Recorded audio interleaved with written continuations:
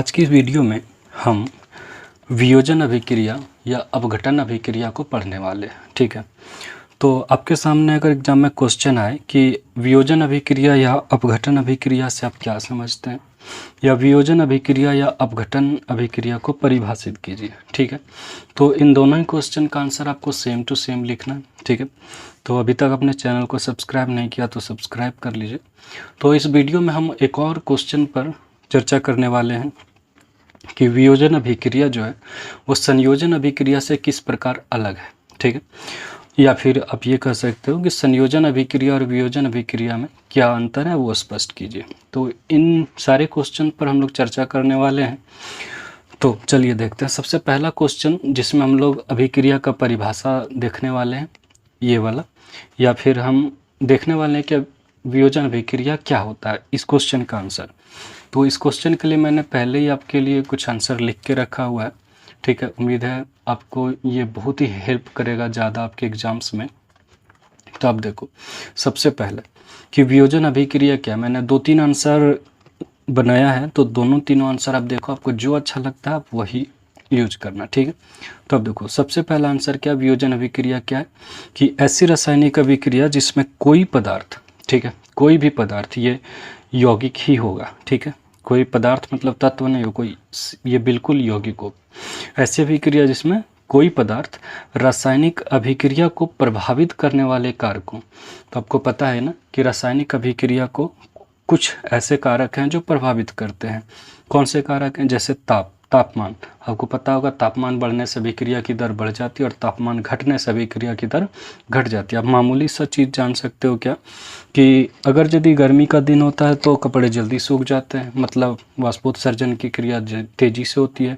और यही अगर यदि वातावरण नम रहा ठंडे के दिनों में कपड़े देर से सूखते हैं, तो तापमान अभिक्रिया की दर को प्रभावित करता है। उसी तरह से दाब, ठीक है, तो क्या कि ऐसी रासायनिक अभिक्रिया जिसमें कोई भी पदार्थ रासायनिक अभिक्रिया को प्रभावित करने वाले कारक के प्रभाव से टूटकर या परिवर्तित होकर दो या दो से अधिक पदार्थों में अपघटित हो जाता है, टूट जाता है, परिवर्तित हो जाता है, तो वैसे अभिक्रिया को वियोजन अभिक्रिया या अपघटन अभिक्रिया कहते हैं। ठीक है, उम्मीद है आपको समझ आया होगा। अगर नहीं तो आपके लिए देखो, ये आप मैंने दूसरा आंसर लिखा है, आप ये भी लिख सकते हो क्या, कि वह रासायनिक अभिक्रिया जिसमें एक यौगिक टूटकर दो या दो से अधिक सरल पदार्थ, अब ये सरल पदार्थ जो टूटकर बनाएगा वो तत्व भी हो सकता है और वो यौगिक भी हो सकता है, का निर्माण करते हैं, जिनके गुण मूल यौगिक से अलग होता है। मतलब पुराना जो पदार्थ था जो टूट गया, तो पुराने पदार्थ से नए पदार्थ का गुण अलग होगा, जिसके गुण मूल यौगिकों से अलग होते हैं, मैंने पहले ही बता दिया। तो ऐसे अभिक्रिया को हम लोग वियोजन अभिक्रिया कहते हैं। ठीक है, अगर ये भी आंसर बड़ा लग रहा था आपके लिए, एक और हमने छोटा सा आंसर लिखा है, उम्मीद है ये आपको ज़्यादा पसंद आएगा। क्या, तो ये वाला है कि ऐसी रासायनिक अभिक्रिया जिसमें एकल अभिकर्मक, मतलब सिर्फ एक होगा, ठीक है, एकल अभिकर्मक टूटकर दो या दो से अधिक छोटे छोटे उत्पाद प्रदान करता है। तो ये टूटकर ऐसे दो या दो से अधिक छोटे छोटे उत्पाद प्रदान करेगा, तो उन्हें हम वियोजन अभिक्रिया कहते हैं। ठीक है, तो उम्मीद है आपको वियोजन अभिक्रिया समझ आया होगा। तो लाइट जा चुका है तो मैं देखता हूँ अब क्या है ना, अब मैं आपके सामने कुछ एग्जांपल्स डाल देता हूँ, जैसे CaCO3। ठीक है, ये चूना पत्थर है, आपको पता होगा चूना पत्थर, इसको आप संगमरमर भी कहते हो। ऑब्जेक्टिव क्वेश्चन इंपॉर्टेंट है। तो इसको जब हम ना गर्म करते हैं, ठीक है, तो ये अपघटित हो जाता है और ये बनाता है CaO + CO2।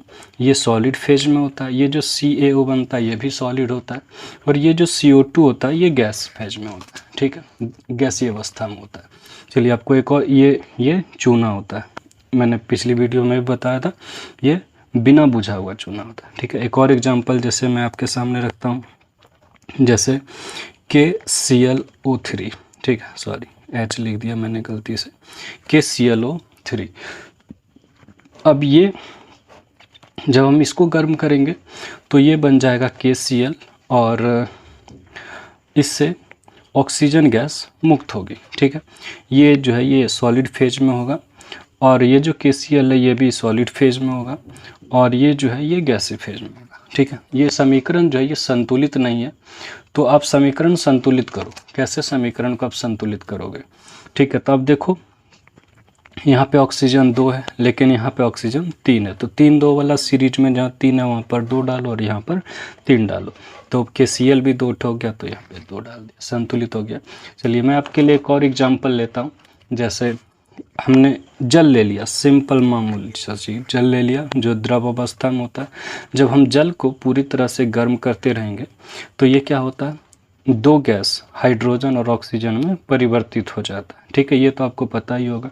ये भी संतुलित नहीं है, संतुलित करने के लिए ऑक्सीजन 2 है, तो यहाँ 2 डाला। ठीक है, और यहाँ भी 2 डाला, तो संतुलित हो गया। तो इस प्रकार से आपको वियोजन अभिक्रिया पता चला होगा कि वियोजन अभिक्रिया क्या है। मैंने परिभाषा ही लिखा था इसमें सिर्फ, और इस क्वेश्चन का आंसर दिया कि वियोजन अभिक्रिया सब क्या समझते हैं। अब चलो आपके सामने ये जो तीसरा क्वेश्चन और ये जो चौथा क्वेश्चन, ये दोनों तो सेम ही है। अब इन दोनों क्वेश्चन का आंसर जान लेते हैं। इस क्वेश्चन में कह रहा है कि वियोजन अभिक्रिया संयोजन अभिक्रिया से किस प्रकार अलग है। तो आप देखो, वियोजन अभिक्रिया संयोजन अभिक्रिया से किस प्रकार अलग है, तो दोनों का परिभाषा आप याद करो। संयोजन अभिक्रिया क्या होता है? संयोजन अभिक्रिया ऐसा अभिक्रिया होता है जिसमें 2 अभिकारक आपस में मिलता है और एकल उत्पाद का निर्माण करता है।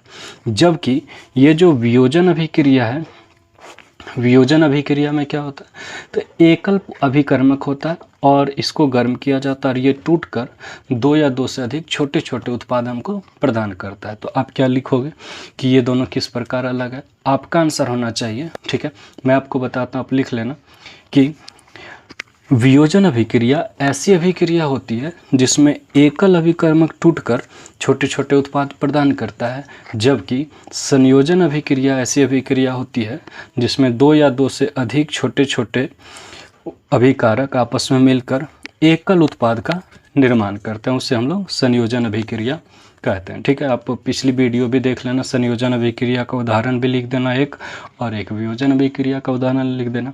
तो ठीक है, उम्मीद है आपको वीडियो पसंद आई होगी। अगर पसंद आए तो लाइक करना और शेयर ज़रूर करना।